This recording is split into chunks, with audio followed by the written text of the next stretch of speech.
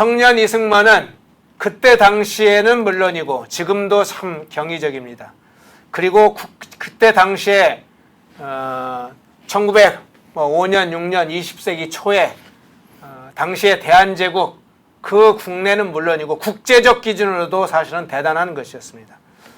이번 10탄에서는 프린스턴대 박사를 마치고 한국에 들어와서 서울 YMCA에서 활약하는 내용, 그리고 그 과정에서 105인 사건으로 2년 만에 다시 미국으로 가는 내용을 다뤄보겠습니다. 윤혁준 교수님 어서 오십시오. 네, 반갑습니다. 예, 사실 오늘 전국 현안을 여쭤보려다가요, 그거는 생략하고 그냥 대담으로 넘어가겠습니다. 제가 미리 이제 언지를 드리는 것도 좋았는데 그 부분도 조금 놓쳐서 이렇게 바로 대담으로 넘어가겠는데요. 프린스턴 대학에서 박사 과정을 마친 이승만 박사, 당시에 무엇을 할지 진로가 굉장히 진로를 두고 고민했을 것 같아요. 그러니까 이제 미국에서 명문대학에서 박사학위를 받았으니까 사실은 미국에 남아서 뭐 교수나 또 관련된 일을 할 수도 있었는데 이제 본인은 아마 한국에 돌아오고 싶어 했던 것 같아요. 그래서 한국에 있는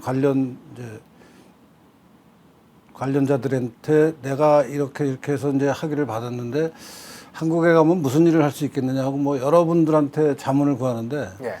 그 중에 가장 인상적이었던 게 그 언더우드가 그 연희 전문이 곧 되는 연합기독대학인가요? 거기에서 교수 자리를 줄 테니까 와라. 예.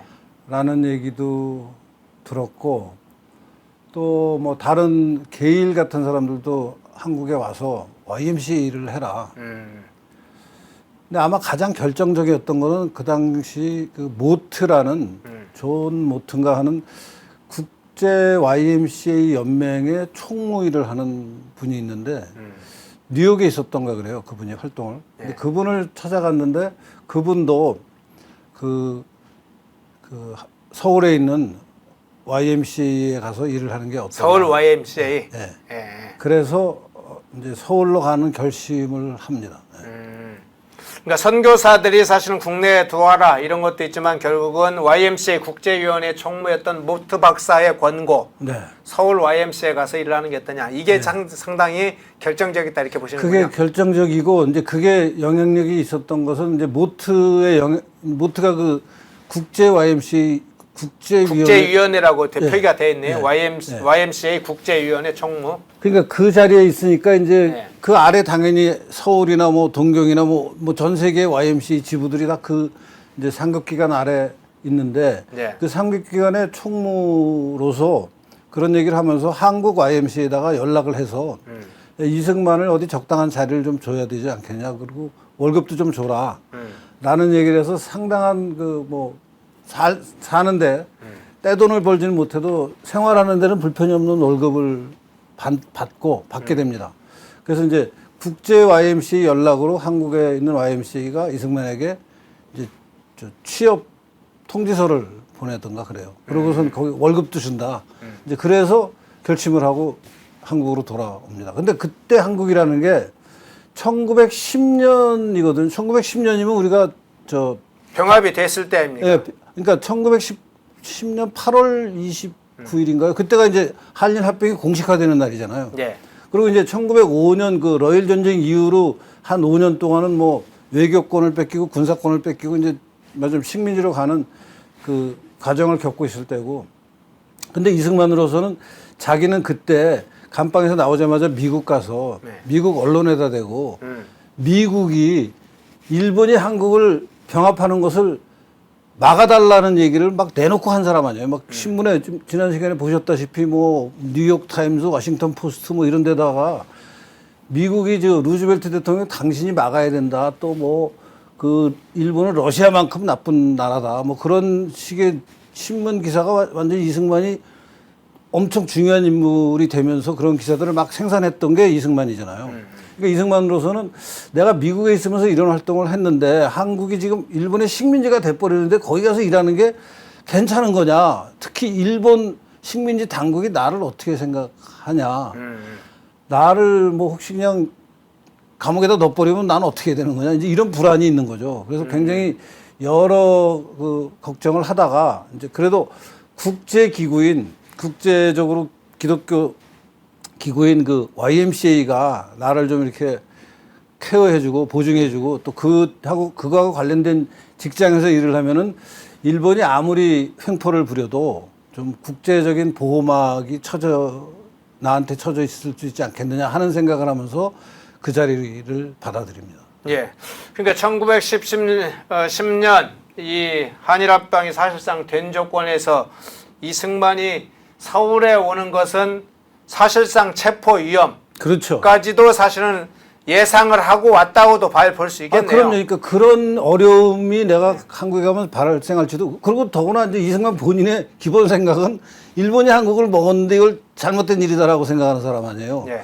그러니까 이제 그런 얘기도 내가 가서 해야 될 텐데 이제 일본이라는 이제 공권력이 나를 어떻게 할 것이냐 하는 게 당연히 고민이 되겠죠. 근데 이제 그 고민을 해결하는 방법으로 이제 이승만으로서는 기독교라는 큰 세계적인 조직이 있고 그 기독교라는 큰 세계적인 조직에서 YMCA가 차지하는 비중이 있고 그 YMCA 국제 그 위원회 총무가 나를 이제 중히 생각해서 너는 한국 가서 일을 해라고 하니까 그게 좀 어느 정도 나로서는 이승만으로서는 일본 공권력이 함부로 나를 연행하거나 연금하는 것을 하기가 어려울 거다라고 예측을 하고 이제 오는 거죠.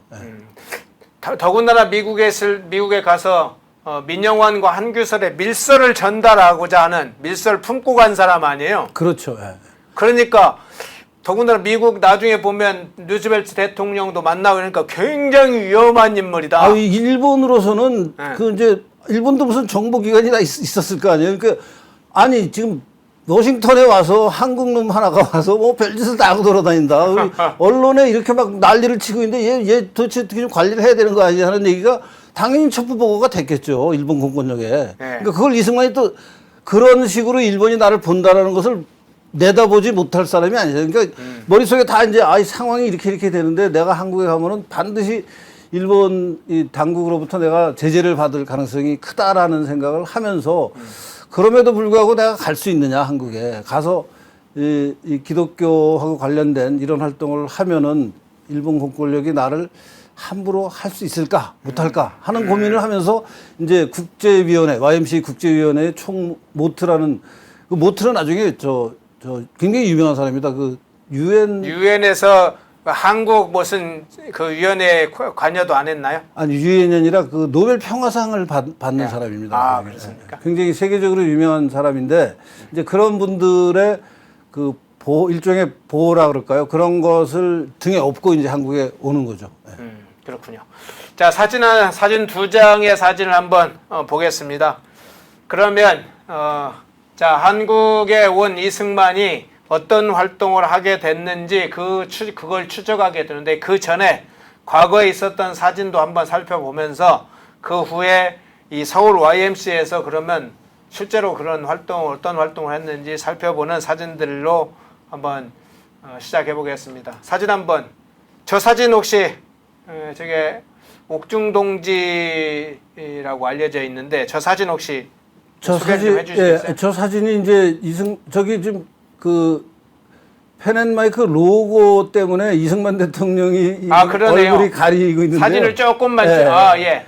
그 지금 방금 이제 가장 이렇게 보면서 오른쪽 끝에 있는 그 얼굴이 이승만 대통령 가장 젊은 가장 이제 저 그룹에서는 젊은 사람이고 저 사진이 이제 그 당시 YMCA 활동을 하던 그 한국 사람들 그 관련자들이고 다 저 사람들이 옥중에서 이승만으로부터 기독교로 전도를 그러니까 이승만의 영향으로 기독교를 믿게 된 그런 조선 전통 선비들의 후예들이죠. 혹시 저 사진의 인물들을 좀 일일이 좀 왼쪽부터 한번 제가 저기 사진에 어떤 인물인지를 이름을 말씀을 드려볼게요. 왼쪽부터 김정식, 그 옆에가 안국선, 세 번째가 이상대, 중앙 가까이 있는 분이 이원긍, 그리고 그 옆에 청년 이승만 옆에 김린, 왼쪽부터 소개를 드린 겁니다. 그렇게 되는데요. 김정식, 안국선, 이상대, 이원닝, 이원긍, 김냉 그리고 마지막 제일 오른쪽에 이승만이 있네요. 저 분들 중에 여러분들이 아마 제일 익숙한 분이 저 이상재 선생일 겁니다. 하얀 옷 입은 네. 흰 한복을 입은 그 이상재 선생이 우리가 아는 월남 이상재 그 바로 그분이고 그분이 그 감옥에서 이승만과 같이 감옥 생활을 하면서 기독교로 이제 개종을 한 분이고 그래서 YMCA 활동을 하고 저 때 기독교 그러니까 1910년 1911년에 YMCA 활동을 하던 저 분들은 한 10여 년 전에 독립협회 활동하던 사람들이 그대로 다시 모인 겁니다, 저기. 물론 규모가 좀 작아졌지만 독립협회가 우리나라 이제 그 구한말에서부터 이 식민지를 거쳐서 이 우리나라 지식인 사회의 어떤 그 한국 사람의 정체성을 지키면서 근대화를 주장하고 그랬던 그 지식인 그룹의 가장 중요한 그룹이 독립협회인데 그 독립협회에서 기독교를 받아들인 분들이 저기다 모여 있는 겁니다, 지금. 그렇군요. 계룡산도인님, 백성에서 국민으로 만드신 우남 이승만 대통령님 그렇게 표현을 해주셨네요. 그렇습니다. 예, 그렇죠. 조선의 백성에서 대한제국을 넘어서 정말로 건국 과정까지 그 이후에 국민으로 만들었죠. 예, 좋은 표현입니다. 다음 사진 한번 볼까요? 예. 저 사진 한번 이렇게 위로 올라가 있네요. 사진이 네, 저 특이하네요. 사진이 굉장히 특이한 사진인데 아마 사다리 같은 걸 놓고 이렇게 네. 올라갔던 것 같아요. 저게 이제 지금도 있는 종로에 있는 YMCA 건물 있잖아요. 예. 이게 그때 처음 만들어진 겁니다. 그 당시에 이제 장안에 있는 가장 좋은 빌딩 중에 하나인데 그 YMCA 빌딩에서 일을 할 때의 사진으로 제일 뒤에서 두 번째 얼굴이 이승만 얼굴입니다. 위에서 두 번째요. 네. 예, 사진도 그러네요. 좀 얼굴이. 그 설명을 해주시는 게 어떨까요? 예, 저 사진을 간단히 좀 제가 설명을 해드리면 1912년 서울 YMC 간부들 및 학생회 대표들과 찍은 사진이라고 하고요. 맨 뒤가 YMC 총무 질렛이라고 하네요. 그 바로 아래가 이승만이 있고요. 맨 앞에 가운데 인물이 회의부 간사였던 김일성이고 김일성 오른쪽이 브로크만 협동총무라고 그렇게 나와 있네요. 그러니까 질레트가 이제 그 모트의 연락을 받아서 이승만을 그 초청하고 이승만에게 일자리를 주고 계약서를 쓰게 하는 실무자입니다. 질레트가. 그리고 이제 브로크만이 이제 총무인데 이승만이 한국인 총무라는 타이틀을 갖게 됩니다. 협동총무, 한국인 협동총무라고 해서 그러니까 요새도 보면 시민단체에 무슨 총무, 협동총무 그런 타이틀 협동사무처장 이런 게 있죠. 그러니까 그런 협동. 그러니까 이제 원래 어떤 일을 하는 사람이 하나 있고 그 일하고 비슷한 일을 하는데 꼭 필요한 사람을 이제 이제 같이 일을 하게 하라고 네. 그런 타이틀을 저 때 처음 쓰더라고요. 저도 옛날에 바른사회 시민회의회 협동 사무총장인가를 했었어요. 아, 그랬어요? 근데 이제 그때는 제가 협동이란 말이 어디서 튀어나왔나를 잘 몰랐는데 나중에 보니까 결국 이승만 대통령이 뿌리가 깊네요. 뿌리가 깊은 거더라고요. 전혀 몰랐습니다. 근데 100년을 뛰어넘어서 거의 또 협동이란 걸 쓰게 바른사회 시민회의를 운영하는 분들이 이제 내공이 깊은 거더라고요. 이제 지금 보니까 네. 그러니까 과거에는 제가 그걸 할 때는 몰랐는데 나중에 보니까 이승만 대통령이 미국에서 박사학위를 받고 한국에 처음 와서 일하는 자리가 협동총무더라고요. 네. 참 뿌리가 깊습니다, 여러 가지. 협동조합만 있는 줄 알았더니 그게 아니었거든요. 더 깊은 뿌리가 있군요. 이승만 대통령 시절에서부터 협동총무라는 게 있었군요.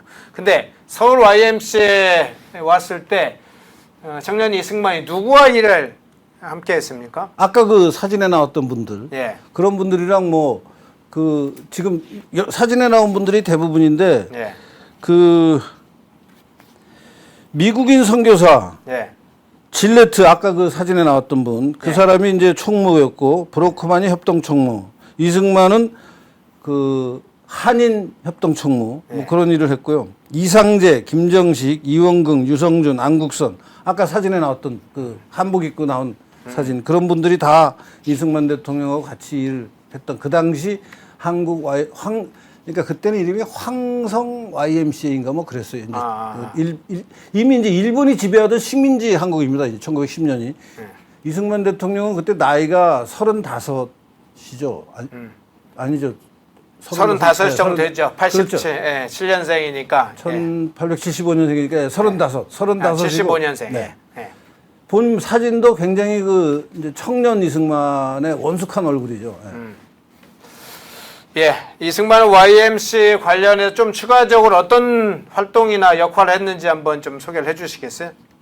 그래서 이제 저 YMC를 맡고 나서 주로 했던 게 기독교 부흥 운동을 합니다. 그래서 전국을 엄청나게 돌아다닙니다. 그 정확한 이름이 기독교 하령회였던가. 예, 하령이 기독학생 하령이요. 네. 예. 그래서 뭐 이제 전국에 있는 그 선교사들이 세운 학교가 제가 지난번 출연해서 언젠가 한번 선교사들이 그 우리나라가 일본의 식민지가 될 때 1910년이 될 때까지 전국에 세운 학교가 한 900개쯤 된다고 제가 말씀을 드렸는데요. 예. 이 900개 학교가 다 기독교를 배경으로 한 학교고 이제 YMC 일을 하니까 전국에 있는 기독교 학교들을 이승만이 찾아다니면서 거기 있는 학생들에게 강연도 하고 그러면서 그 청년들에게 꿈도 심어주고 또 신앙생활을 할 때는 어떻게 해야 된다는 설명도 하고 그 이제 좀 젊은 사람들이 준비를 해야 앞으로 우리나라가 그러니까 내놓고 말은 못하겠죠. 독립이란 말을. 네. 그렇지만 이제 미래를 도모하려면은 젊은 사람들이 좀 이 학교 다닐 때 공부를 열심히 해야 된다. 뭐 이런 취지의 여러 가지 활동을 하면서 전국을 순회하고요. 그 중에 그 윤치호가 세운 개성에 있는 학교를 방문한 사진이 하나 남아 있는 게 있습니다. 그 사진도 지금 같이 준비가 된 것 같은데. 아니, 그 사진은 네, 이거. 요거요. 예. 이게 그 개성에 있는 네. 그 윤치호가 세운 학교입니다. 저 학교가 예. 학교 이름이 뭐더라? 개성의 한영서원이라고. 예, 한영서원. 예, 한영서원. 예, 예. 예. 근데 건물을 보시면은 굉장히 그러니까 싸구려 벽돌이 아니라 돌로 지었어요. 그리고 건물도 굉장히 좋고 저 사진에 자세히 보시면 맨 앞줄에 어린이가 하나 가운데 있습니다. 그 어린이 바로 뒤에 검은색 옷을 입은 인물이 이승만입니다. 그러네요. 예, 예. 저기 검은색 옷을 입은 사람 한 3명 정도밖에 뜨지 않네요. 거의 다 하얀색.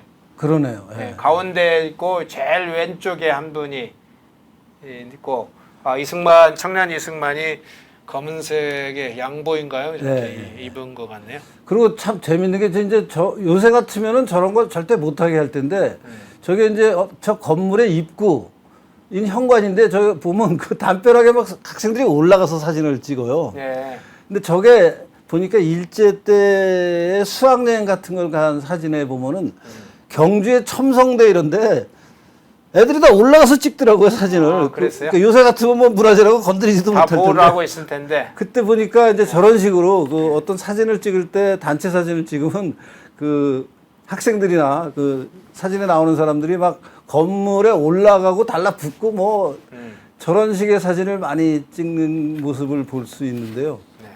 저 사진도 이제 그 이승만이 전국 투어를 하면서 그 한영서원 개성에 있는 거기 가서 찍은 사진입니다. 그러니까 저런 식의 모임을 전국을 다니면서 해서 뭐 전체 연인원이 한 7,000명 정도의 학생들 어마어마한 그 강의를 했네요. 거기에는 그럼 꽤 유명한 사람들도 수강을 하고 뭐 그랬었겠네요. 그렇습니다. 예, 그 중에는 제 기억에 우선 임병직이라고 나중에 이승만 대통령의 수행 비서도 하고 네. 외무부 장관도 한 임병직이나 또 과도정부 수반 그 4.19 나고 나서 허정 예. 그 다음에 또 공화당 의장이 된 정구영 예. 그 다음에 대한상공회의소 회장이 된 이원순 뭐 이런 사람들이 이승만의 강연을 그때 듣고 굉장히 깊은 인상을 받았다는 자서전 같은 데서 기록을 다 남깁니다. 네.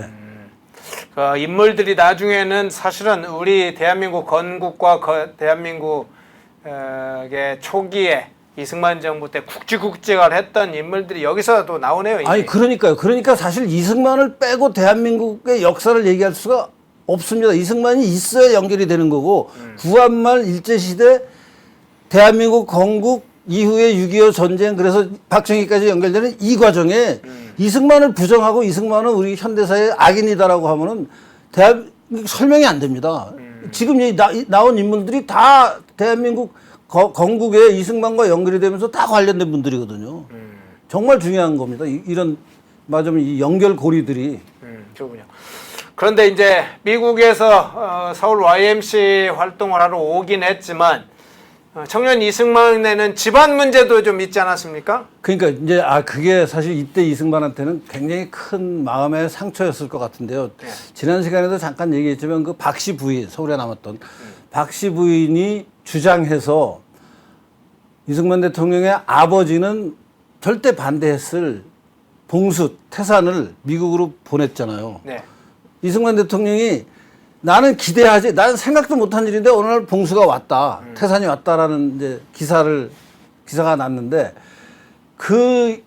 그러고 나서 태산이 미국에서 디프테리아로 10개월 만에 죽잖아요. 네. 이제 그러고 나서 이승만 대통령 학위를 마치고 이제 서울에 온 겁니다. 그러니까 당연히 근데 이승만을 둘러싼 가족 관계에서는 아버지와 부인, 이승만 이 세 사람의 관계에서 그 아버지하고 부인이 맞아요 시아버지하고 며느리하고가 앙숙이 돼 있는 거예요.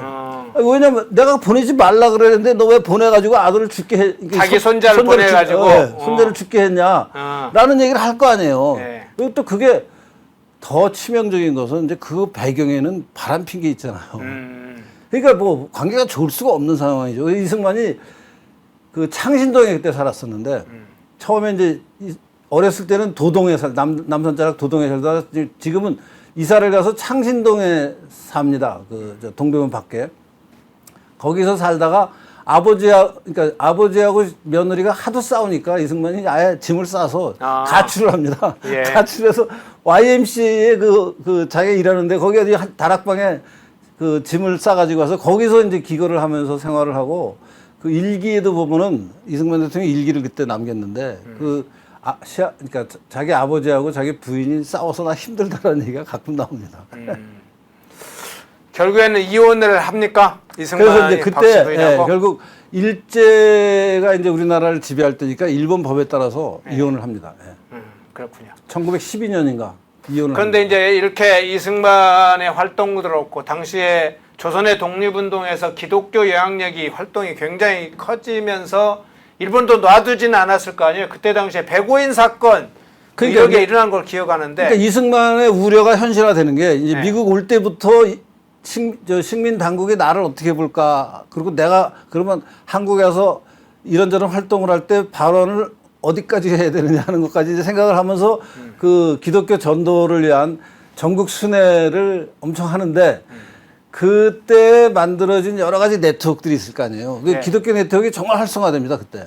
그러니까 당대 최고의 엘리트들이 이제 기독교를 개종한 엘리트들이 전국을 다니면서 미국인 선교사들이 세운 900여 개의 학교를 하나하나 방문하고 네트워킹을 다 하니까 그게 엄청 전국적인 중요한 네트워크가 되거든요. 근데 그 네트워크가 일본 당국으로서는 불편하고 불안하죠. 저걸 어떻게 조져야 되냐 하는 생각을 아마 일본에 그런 문제를 담당하던 그 정부 부서에서는 고민하고 있었을 거고 마침 건이 하나 생깁니다. 데라우치 총독이 이제 1910년부터 총독이 있었으니까 데라우치 총독이 압록강의 철교를 개설합니다. 그때 일본이. 그러니까 이제 일본이 만주까지 이제 침략하겠다는 큰 일본으로서는 원대한 계획이 있으니까 당연히 이제 만주에 있는 또 시베리아에 있는 철도하고 한반도에 있는 철도를 연결해야 되잖아요. 그래서 압록강의 철교를 이제 완성을 하는데 그 완성하는 것을 기념해서 데라우치가 거길 갑니다. 뭐 요새도 뭐 무슨 그런 일들이 있으면 그 행정 책임자들이 가서 이제 뭐 그동안 수고했다 뭐 이런 이제 판에 박힌 말을 하니까 그때 이제 그 일본 당국에다가 누군가 추설을 합니다. 밀고를 해가지고 데라우치 총독을 암살하려 그러는 음모가 있다라고 일본에다가 밀고가 되니까 이제 이게 일본으로서는 큰일이잖아요.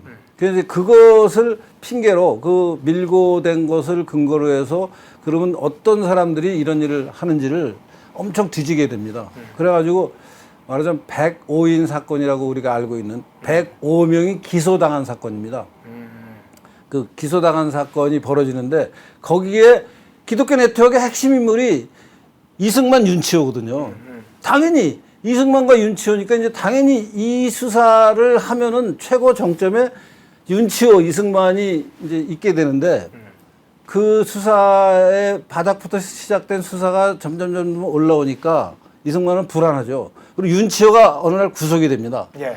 윤치호가 구속되는 걸 보면서 이승만은 야 이거 다음 차례는 나다 라고 하는 생각을 안 할 수 없고 그래서 의논 끝에 그 급하게 그 이제 이승만 대통령 그때 감리교 신자였거든요. 네. 이제 기독교가 크게 알다시피 뭐 장로교가 있고 감리교가 있는데 그때 그 기독교 네트워크의 가장 핵심은 장로교 네트워크였고 이제 두 번째 중요한 게 감리교 네트워크인데 감리교 신자들이 모여서 야 이거 이러다가는 이승만이 지금 일본 당국에 검거될 것 같으니까 우리가 그러면 이승만이 해외로 나갈 수 있는 핑계를 하나 만들자라고 하면서 마침 그해 5월에 1912년 5월에 미니아폴리스에서 세계 감리교 신자들 무슨 대회가 있는데 거기 매년 연차 총회가 이제 벌어지게 돼 있어요. 거기에 한국 대표로 이승만을 선발을 합니다. 그래서 거기 보내는 걸로 결정을 하고 그 수석을 받습니다. 그래서 그 수석을 통해서 이승만에게 이제 해외로 나갈 명분을 만들어주고 이승만은 그래서 이제 필요한 절차를 밟아서 나가려고 그러는데 여권이 안 나와서 예. 그 모트에게 역시 연락을 하고 모트랑 기독교 네트워크가 일본 당국에다가 얘기를 해서 아니 이 사람 미국에서 지금 연사총회가 있어서 거기 한국 대표로 오는데 왜 여권을 안 주느냐 빨리 여권 해줘라 그래가지고 결국은 이제 출국이 됩니다. 그러면 결과적으로 청년 이승만의 경우에는 기독교 활동을 왕성하게 하고 있는 와중이었는데 이 데라우치 총독의 사건을 암살 미수 사건의 형식으로 일본이 만들어서 기독교 지도자를 전국적으로 검거하고 기소하는 105인 사건이 발생하면서 이승만이 그 사건을 피하기 위해서 정확하게 하면 체포와 뭐 이런 걸 피하기 위해서 이제 나가게 되는데 네. 그렇게 되는 과정이라는 거죠. 그렇습니다. 예, 그러면 이 105인 사건은 그 후에 그냥 조용히 사라졌으면 아니면 국제적으로 이제 뭐 논란이 됐어요. 아니 저게 그 105인 사건이 벌어져서 많은 사람들이 구속되고 기소가 되니까 네. 이제 미국 기독교 네트워크 입장에서는 아니 이거는 한국 사람들한테 전도하려고 하는 것을 지금 이상한 정치적인 사건으로 너네가 몰고 가고 있는데 이거 잘못된 거다라는 여론이 비등하게 되고 엄청 유명한 미국 관련자들이 다 그 서명도 하고 운동을 해서 그 105인 사건을 결국 다 나중에 그냥 사면시키는 걸로 끝나죠. 결국 그러니까 이제 큰 피해는 없이 끝납니다. 근데 제가 그 관련자들 이름을 어디 정돈을 해주셨죠, 좀 한번. 네, 여기에 네. 보니까 기록에는 네. 당시에 이제 국무장관 이제 그 전에 국무장관에 쓴 포스터, 네네네. 미국 그리고 전 뉴욕시장이었던 로우, 전 하버드 대학 총장이었던 엘리엇, 아유 뭐 미국의 최고 막강한 사람들입니다. 예. 에일대 총장 헤들리, 뉴욕의 아웃룩 사장 아보트 이런 사람들이 이 일본에 대해서 막 엄청 비난하고 그런 조치를 했네요. 그러니까요. 그래서 맞아 그때 미국하고 일본이 기본적으로는 관계가 좋을 때입니다. 네. 근데 이제 미국의 최고 지식인들 엘리트층들이 일본이 지금 괜히 한국을 병합하더니 한국 사람을 괜히 탄압하고 있다. 기독교 활동을 하는 사람들인데 왜 이걸 독립운동하는 걸로 몰고 가느냐 하면서 그래서 독립운동한 거를 탄압하느냐 하는 걸로 몰고 가면서 이제 막 압력을 넣으니까 결국은 그 105인 사건으로 구속하고 기소했던 사람들을 다 사면하는 형식으로 이제 일이 끝나게 됩니다. 예. 예. 이승만은 나중에 이거 기록으로 남깁니까? 한국교회 핍박이라는 이승만이 직접 쓴 책이 1912년, 1913년 하와이에서 출판합니다. 그 책은 기독교 믿는 분들은 꼭 한 번씩 다 읽어야 된다고 생각하는 중요한 책입니다. 지금 요새 말로 번역이 다 돼 있습니다. 그러니까 번역이라고 하는 표현이 적절한지 모르겠는데 네. 처음에 이승만 대통령이 쓴 거는 완전히 그 옛날 말투라서 알아듣기가 힘든데 네. 요새 말로 읽으면 쉽게 이해가 되는 책들이 많이 나와 있습니다. 한국 교회 핍박. 그렇군요.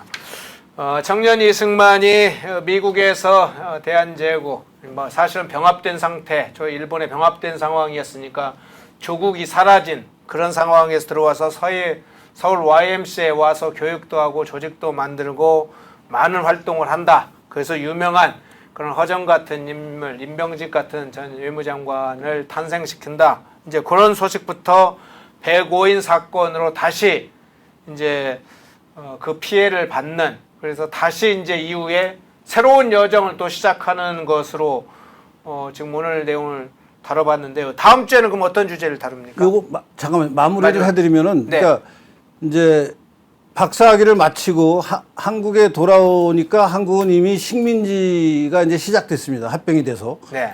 그 식민지 아래서 1년 반을 열심히 신나게 일을 합니다. 사실 이때 이승만 대통령이 굉장히 보람있게 일을 합니다. 네. 가정적으로는 굉장히 불운한 일이 있었지만 그 자기가 맡고 있는 YMCA 활동은 굉장히 열심히 일하고 그게 굉장히 중요한 그 우리나라 독립운동사의 중간다리 역할을 하는 단체 신민회가 거기서 이제 끼어 있고 그런데 그런 활동을 열심히 하는데 전체 기간이 1년 반밖에 안 돼요.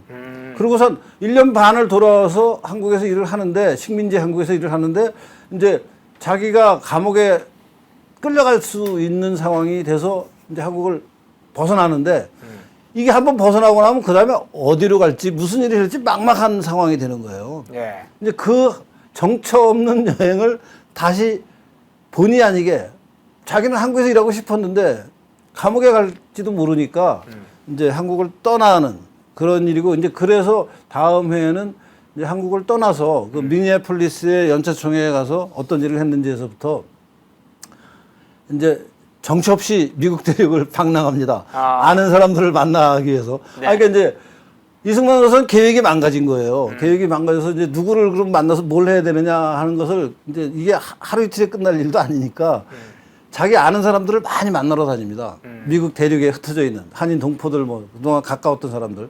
그러다가 하와이에 가서 정착을 합니다. 그 과정을 좀 살펴보도록 하겠습니다. 다음 시간에. 네. 오늘 유적신 교수님을 모시고 요 105인 사건까지 다루는데 다음에 105인 사건 이후로 다시 하와이로 간 그 행적, 이승만의 다음 행적을 다음 시간에 또 추적해 보겠습니다. 유적신 교수님 고맙습니다. 고맙습니다. 모두가 숨죽이고 침묵하던 시절 펜앤마이크는 앞장서 자유와 민주를 외쳤습니다. 자유파 정권 탄생을 위해 싸웠습니다. 2024년에도 펜앤마이크는 쉼없이 달려갑니다. 민주주의 체제수호의 선봉이 되겠습니다. 왜곡된 대한민국 역사를 바로 세우겠습니다. 2024년에도 펜앤마이크를 응원해 주십시오.